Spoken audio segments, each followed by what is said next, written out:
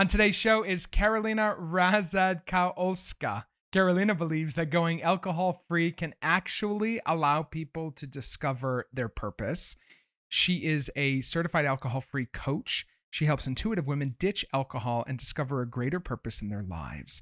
She's a keynote speaker, consultant for clients, and holding inclusive workshops. And she's the best-selling author of Euphoric, Ditch Alcohol and Gain a Happier, More Confident You, which you can find at euphoricbook.com. Thanks for being here, Karolina. Thank you so much for the warm welcome. Did, Super excited. did I nail your last name? It's Rzadkowolska, but very close. Oh, I would have never gotten the Jad because I'm not Russian enough. I had them actually put your name like literally split up into phonetics so that way I could honor it and say it. But Rzadkowolska, is that right? There you go. Perfect. Okay, I got it on the third time. That's all good. So, Karolina, one of the things that you've said is that letting go of what no longer serves you is actually a road to your higher purpose and a deeper purpose. What if we have resistance in letting go, in particular, the subject area that you're talking about, alcohol? How do we know what no longer serves us? What do we do if there's resistance, whether it's alcohol or something else? Absolutely. And, I think that this is a very personal conversation we each have with ourselves. There's no outward signs really that I ascribe to because I think it's all based on your intuition. When we're talking about alcohol has just these effects on the body where we lose sleep. It doesn't help our neurochemistry. It makes us feel sadder and more stressed over time. It makes us feel groggy. Oftentimes people feel gross after drinking the next day, right? We can all agree with that. And I think that when someone is very intuitive and they're asking themselves, oh my gosh, like why another day not feeling my best and stuff, you really can truly listen to that intuition and ask myself, why am I doing this? Is it to fit in? Am I doing this because I'm, can't find pleasure in the end of my day and I'm looking to alcohol to always find that pleasure? So it begets this conversation with yourself of what is this action happening for you in your life? And for me, this intuitive process really allowed me to experiment with my life without alcohol. So I didn't decide to necessarily quit forever at that point. It was just like, let's just try it out. And what I could say is that just almost remarkably, the first few weeks and months without alcohol, just my life got so much better. And what I'm really passionate about helping people remove what no longer serves them is because it's clouding up the space, right, to invite in what we really want most in our lives. And going through this process, not only were we removing those negative emotions, that grogginess, that just feeling of not quite having your health and your goals all together because you're always kind of picking up the pieces from the day before or the night before or the weekend before, but also in a way to then invite in all these incredible gifts that I think happen when you reevaluate the role of alcohol in your life. Like you really do connect with your intuition on a deeper level. You regain a sense of more creativity, more enthusiasm, more energy. And I could go on and on and on about the incredible benefits you get from going alcohol free. In fact, I did. I wrote a book about it. But I really do think that things can serve us maybe when we're younger, right? And it's really a question of being the most wise and intuitive to say, does this still serve me today and who I want to become? And when I was 30 years old, even though I picked up these drinking habits in college and it was a way to socialize and be more confident and all these things, they were not helping me be the version of myself who I wanted to become. And ditching it is what did allow. And all those little accolades you mentioned about me are a direct result because of that. So, okay, let's back it up a little bit. So you grew up where? I grew up in Orange County, So you California. grew up in Orange County. Where do you live now? I also live in Orange County. I Okay, moved around, but now I'm back. great. Okay, so you live in Orange County, and you're how old are you now? I'm 35. So you've been alcohol free for 5 years. Yeah, over 5 years. Yeah. What was the impetus that got you to go alcohol free? Were you an Yeah. addict? I don't believe so. And I don't really like that word. I think alcohol is really socialized on most people, right? It is kind of a rite of passage that we all go through, especially as teenagers, to become adults. It is this thing that we do. You don't drink when you're a little kid, right? But you do drink at some point in time. And it's this code of adulthood. It's this code of belonging. It's this code of independence. It's this code of rebellion, even. And then it's socialized into the fabric institutions of our lives, right? We go to parties and drink. We go see our friends and drink. We go to brunch and drink. We bring alcohol at home because the doctor told us that a glass of red wine is good for us. So we drink every day with dinner. And on and on and on and on and on. We're so mass socialized into believing that alcohol is just a normal fabric of our lives. And obviously, then it becomes a habit. It becomes a habit. It gets ingrained into our neural pathways as a choice, as a reward system every single day or every weekend. I was a weekend drinker personally. And that becomes something that just becomes a solid force in our lives. Add in now unique relevancy, things that, where you are actually trying to numb so-called pain, or, escape uncomfortable emotions, or use alcohol as a tool to feel better than you think you can feel. For example, I was really introverted and shy growing up. So alcohol was this magical elixir I thought turned me into an extrovert. So you add all that together, with the repeated exposure. And I think it's no even like guess why most people actually do have a complicated relationship with alcohol. And that's what drinking consumption levels will tell us statistically across the United States. 60% of drinkers regularly overdrink way beyond the health guidelines. 60%. So our 60% of people addicts, I don't know about that word, but I do believe that we've been taught to misuse alcohol, use it as a coping mechanism, use it as a way to connect to people. That starts to veer on the unhealthy when it's so glamorized and normalized. And that's where I found myself. I actually, by the time I was 30, was quite a healthy person. I was doing all the good things all week, but every weekend I drank with my friends, going out, wine at home with some Netflix. And I felt like all of that healthy progress every week was just robbed from me over the weekend. And I felt like a shell of myself every Monday. So I have talked to people who call themselves alcohol free, not necessarily recovering addicts, and I really respect it actually. I respect that there are different ways, that all roads lead to Rome, and that there are different ways. There are different ways to get there.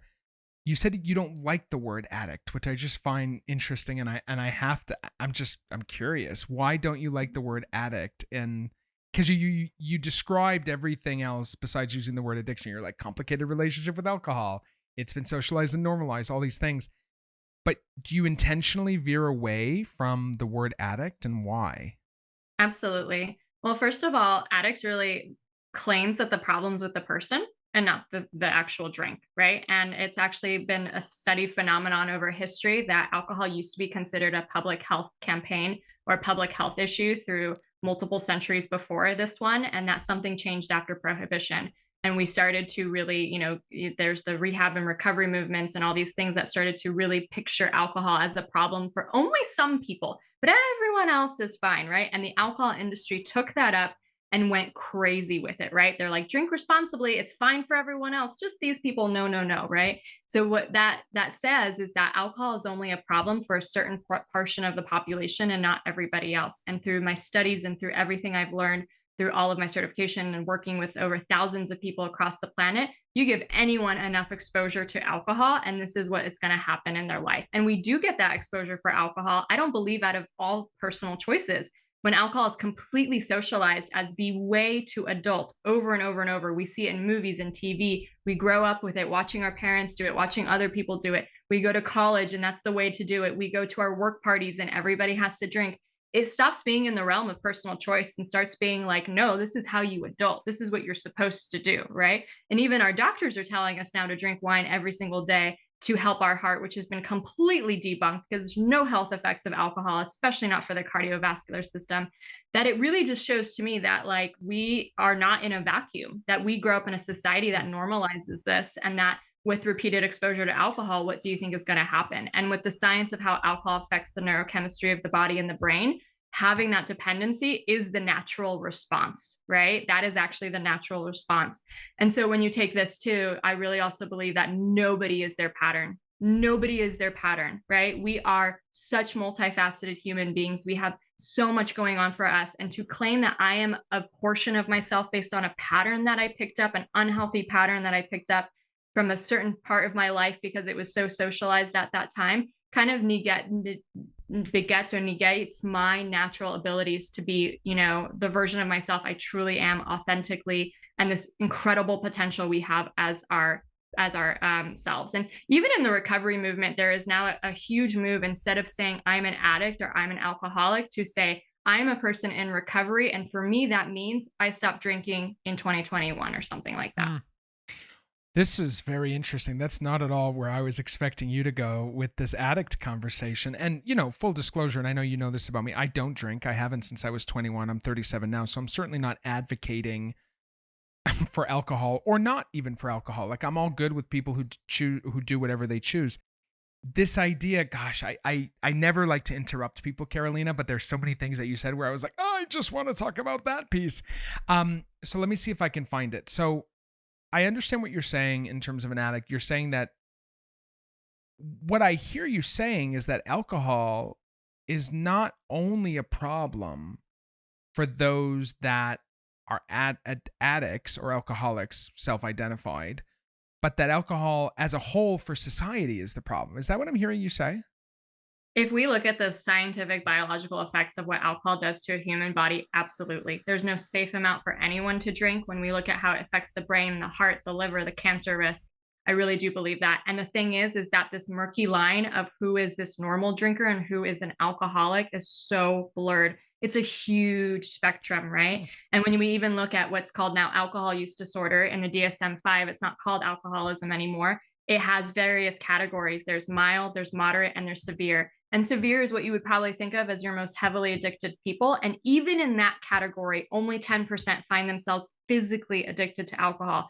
So then the whole other spectrum, mild alcohol use disorder, the criteria for that is so low. I would guess that most drinkers in my city have it. It's either having cravings and having regular, times with alcohol that you regret. Like most people who drink regularly actually could probably qualify for mild alcohol use disorder. So it's just this idea that what we used to think is so black and white. You're either an alcoholic or you're not. You're a normie or you're not. You're this or you're that. It's just not true when we look at the statistics and the science of alcohol. There's this huge spectrum from white to black and this huge gray area in the middle. And most adults that drink alcohol are in that gray area. And that too leads to a lot of the discontent and unfulfillment. And similar, maybe not the problems are I'm getting evicted from my house and, all of the kind of traditional stereotypes that we might think of, but still this like spiritual, emotional lack of fulfillment in life. I got to tell you, it's an extreme perspective, more extreme than because we got to know each other a bit at Imiloa and I was a guest on your podcast. It's your beliefs are more extreme than maybe I thought when I first, and it's fine, by the way, I'm all good with it. Do you see, you don't see yourself as, do you see your beliefs as extreme that this is, because it's kind of what I like about AA and even the sober movement, the alcohol-free movement, is there's not a one size, it's not like everybody is well, I guess it kind of is. Either you're an alcoholic or you're not. But yeah, it's just people, I guess with the 12-step program, people get to have their own experience with the 12 steps, for example, of which I went through for a different addiction that I had, not alcoholism. But I haven't drank since I was 21. So it's kind of an interesting slope. But people have their own personal relationship with, for example, God or higher power in a 12-step program. And this, you're just saying the data shows us it's not good. So, okay, like that's my question. Like the data shows us alcohol is not good for humans in any form. Therefore what? Therefore, let's all become sober. Is that realistic? I don't think that's realistic. Well, absolutely not. And my message isn't one of prohibition whatsoever, but it is of permission. I have had talked to so many people who are feeling this intuitive gut feeling that their life would be better without alcohol, but they don't want to follow that path because they're not sure of what that would mean, of what they have to say about themselves, of how they're going to explain that in social circles, right? It's this denial. It's this denial that my body, my intuition, my heart, and my soul is telling me that I want to drink less or not at all. But since I don't categorically fit into the stereotype of, the very, very severe problem drinker, I'm not allowed to. And that's where I found myself stuck for over 5 years of wanting and knowing deep in my soul that alcohol wasn't serving me, but also not wanting to go down this route of now I have to claim a label and all these kinds of things. And, the stance that I was sharing earlier is actually just like, the DSM-5 really does not call it alcoholism anymore. Like the things I was mentioning are the facts of how alcohol functions, how we categorize things differently now today. So it's really not against anything either, right? It's actually more permissive, I think. It's just including more people in the conversation of reevaluating the role of alcohol in your life for any reason, right? And because we can address that most people do actually, in fact, have a complicated relationship with alcohol, I think just labeling you're a problem isn't going to help more people anymore. And now we need to invite the conversation of really like, what is alcohol doing to our society? What does it do it to our bodies over time? What does it do it to our mental health? How does it affect the neurochemicals in our brain? I think we're gaining so much more awareness today, so much more tools, so much more permission for people to explore their own relationship with alcohol. And I think it's really brilliant. I honestly do believe, now this might be considered extreme, that alcohol is going to go the way of cigarettes. That really, this idea that whether you're smoking 10, a whole pack of cigarettes a day or 1 or 2 cigarettes a day, like almost doesn't matter. You're like, well, you're still smoking cigarettes. I really do think that the more information that we're getting from more studies, like the Lancet study proves that there is no safe amount of alcohol. The World Health Federation just declared that no amount of alcohol is good for the heart. Like this is just getting more and Hmm. more embedded into the mainstream, that really alcohol is just going to start to really not become something that is so pressured and expected.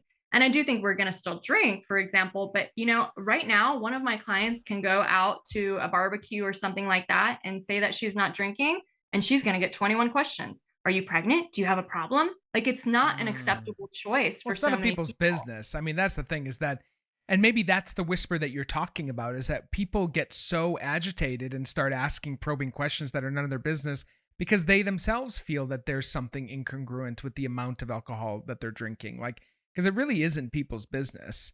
Um, Wow, this is fascinating to me. I mean, I really appreciate that you're being so bold and you really hang your brand on it. I mean, this is your business, this is your livelihood, and you're speaking from a very unique place of someone who has been through this but has not necessarily gone through a 12-step program.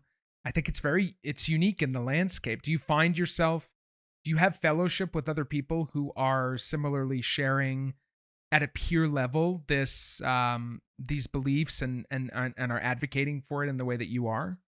Oh, it's a huge movement. Yes, I'm just one of many voices. It's a huge movement that I think really started in the last, 5 to 10 years or so, of really questioning and reevaluating alcohol, allowing more paths to choose, whether that's, abstinence or experimenting. So, for example, if you would have told me to quit drinking, back then, I would have laughed at you. Like I had to experiment. I had to first take a break and be like, okay, that was great. Actually, I could see myself keep doing this. But if you would have told me from the very get go, so I think we're just giving more roads, more options. And there's a huge chorus of voices, from This Naked Mind to Quit Like a Woman to all of this refreshing ideas about really, it's your intuitive gut choice on what relationship you have with alcohol. And it's really something that Mm. takes a lot of reframing and rethinking some of our mindset and our original beliefs we had about normalizing alcohol in our culture, what it means for you. I mean, I really do see it today. It's still a status symbol. Like, why Mm. does James Bond go and drink his martinis? Why is it used as the champagne flute to celebrate all these things and to show glamour? Like, we're still selling alcohol as this status symbol. And it is nothing more than a fermented beverage and a drink. Society attaches all this meaning and glamorizes and so sophistication to it, and I still think that that's our job as aware, conscious human beings to kind of debunk all that stuff, especially if it's not serving us. So, yes, there's absolutely a chorus I'm out there. I'm laughing because when you talked about the James Bond reference, I saw my team behind the camera. They were like, "Oh yeah," like they were having their own moment. And so you're obviously speaking to a group of people, Carolina. You're doing it right now, and I love that you're sharing it. I'm curious, what can happen when we start to recognize our connection between alcohol and our relationship to ourselves and to others. Like when we start to recognize that there's a connection in how we are to ourselves and to others based on our use of alcohol, what can start to happen in our lives? Yeah, and this is what I love so much, and the way that, again, I'm not a prohibitionist, but what happens when you take a break from alcohol and you have a period of time without it is so transformational, so incredible, that it's just a gift I wanna give to, like, as many people as possible, because a few things happen. First of all, I think really redefining and developing self-love for yourself, where every single day you're treating yourself the way that future you wants you to be treated. Every time I drink and the next day I woke up, it was like, oh, why did she do that to me? Why did the past version of me not think about how I would feel in this moment, right? And so every single time you lay your bed, your head to bed, and you ate healthy that day and you didn't drink that day and you're proud of yourself day, the next morning you wake up feeling that depth of self-love. Wow, past version of me was really looking out for me. She cared about me, she respected me. self-love starts to develop, self-trust starts to develop. So many people in that gray area especially are always trying to drink less and moderate because they know they don't feel too good about it, right? So it's always like, how can we drink less? So there's the rules, right? No more than one drink, no more than da da da. Don't drink on this day, da da da. Those rules are always getting broken though, right? So the self-trust really deteriorates over time with a relationship with alcohol. So by taking a break too, you're really redefining self-trust for yourself. You're showing up for yourself. You're every single day, doing the thing you intended to do and not waking up with any shame or regret. With that, I think confidence really goes up as well because, for example, like I never thought I could go 3 weeks without drinking. Like I drink every Friday night. That was what I did to reward myself from a long week at work. I'd never even imagined. And so every single day that went by, every single week that went by, it was like, oh my God, I never thought I could do this. I'm 3 weeks, 10 weeks, 18 weeks without alcohol. And I think that confidence is not only in that one respect, it starts to spill over into other areas of your life. Well, I never thought I could do this, or I never thought I could do that. But like maybe all of these Oh, stories are just interesting. BS, right? And I think Interesting. that's what really catalyzed me to go out and launch a business and to write a book is like, I never, ever in a million years would have believed I could have done any of that.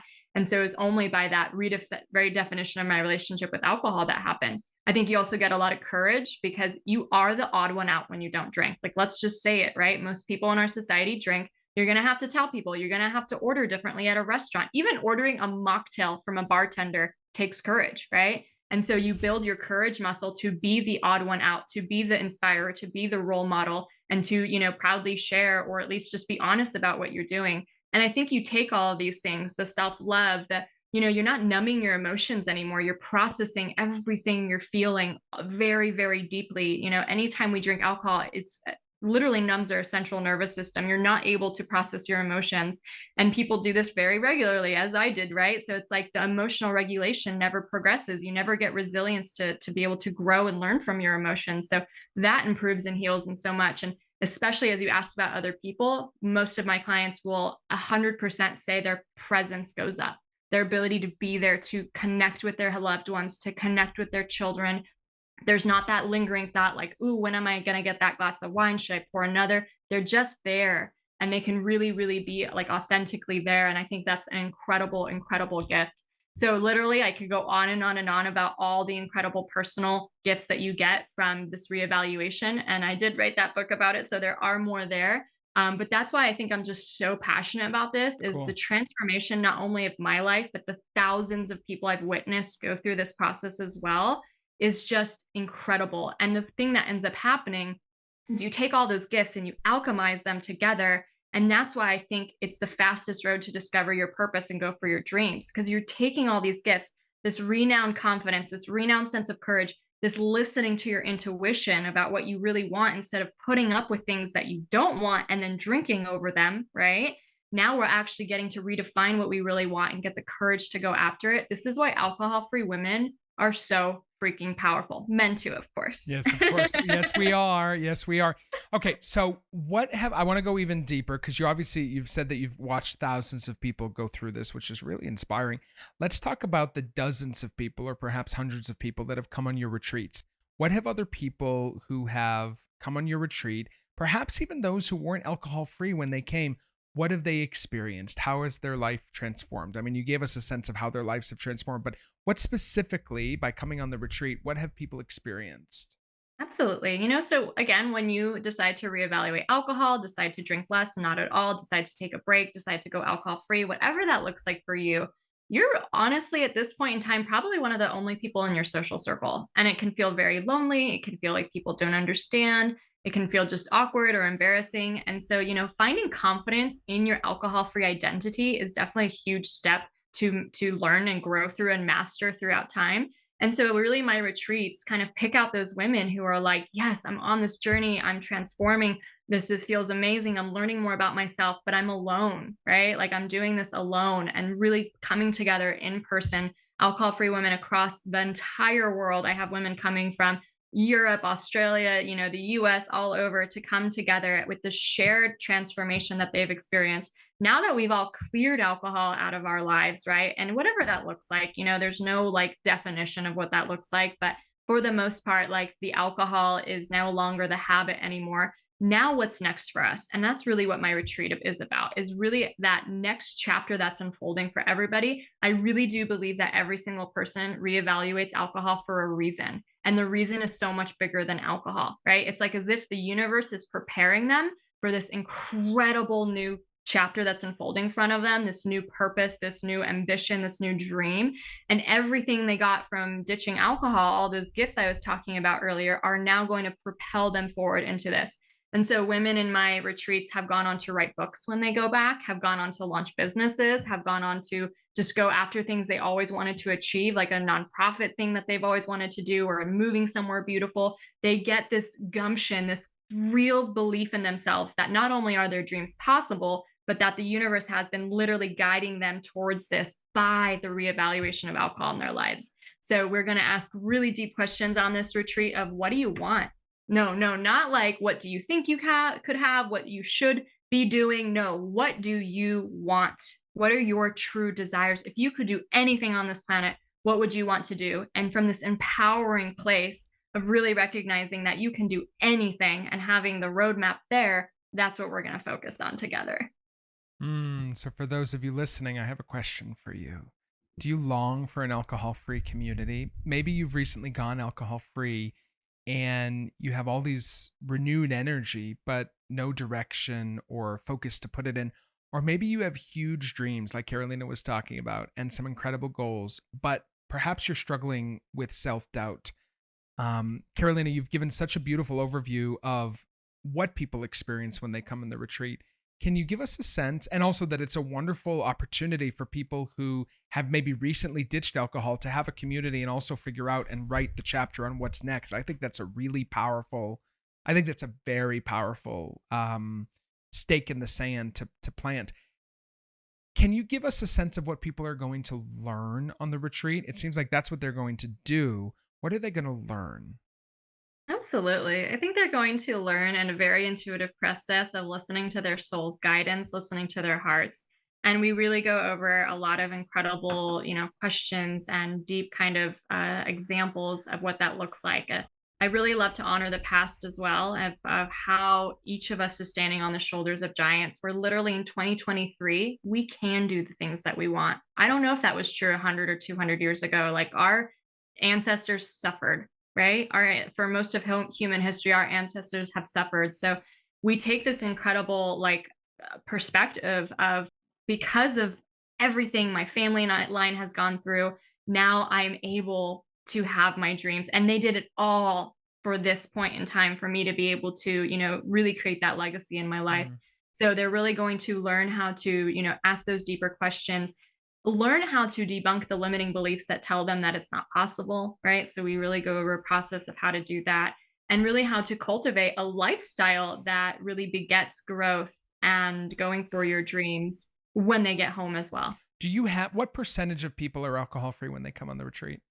Oh, it's actually 100%. And so it's possible that maybe someone was alcohol free and drank, maybe a while ago, but like a little recently or something. But we actually are looking for women who are alcohol Okay, free. so that's clear. So it's because obviously Imiloa is a dry campus, so they're obviously going to be alcohol free for the retreat. But you're looking for people who are practicing this already in their lives. They're not necessarily. They might be discovering what an alcohol free lifestyle would look like, but that's not This necessarily the. isn't their first go. It's not their first day one without alcohol Okay, in Costa this is Rica. No. good to know. I always tell people, like, be very clear on who it is you're talking to, and it sounds Yeah, like yeah. you're just And super it could be a clear. new thing, right? It could be like you started a break in January and now you want to come and join us in April. Amazing. That's perfect, right? But yeah, it's not a detox where this is where you're going to learn how to not drink these first Good, few days. good. It's good to know that. I'm just so grateful for you. I'm so grateful that there's someone in the world, and it sounds like it's a whole movement that I'm just getting to know through you, that is really doing that. And one of the things that I think about, you talked about what's possible now for you that maybe wasn't for your family, or your lineage 100 years ago. I think about that so often. I think about what's possible, like for us now, and that just wasn't possible for people 100 years ago. I mean, I knew my great grandparents who were born 110 years ago, and just what life looks like now. And so you standing so boldly for this, I think can really help people transform their lives. And I'm just so grateful that you're doing it and that you're coming to Imiloa. So thank you. Oh, Thank you. I'm super excited. You just gave me chills because like I know that you like that energy that you feel, that recognition that you feel really dawns upon us that like, we could get so easily jaded and so easily stuck and thinking, why aren't things happening fast enough? And to have that marvel and that sense of like, wow, I really live in a time and a place. I'm truly blessed. Really everything is happening for me. And having that honor too, to recognize, that we are standing on those shoulders of giants, like it's very special. Well done. Well done, Karolina. That last name, you said it's Russian, right? It's Polish. Polish. Your Polish ancestors are proud. They're proud. The retreat is at Imiloa. Karolina's retreat is at Imiloa, April 4th to 9th, 2024. Great time of year at Imiloa. For more information, you can go to imiloainstitute.com/Karolina, and you can also find out where to pick up her book if you go there too. imiloainstitute.com/Karolina. Thank you, Karolina. Thank you, Jake. I had a great It conversation. was so nice. I'll see you next April. All right. Bye.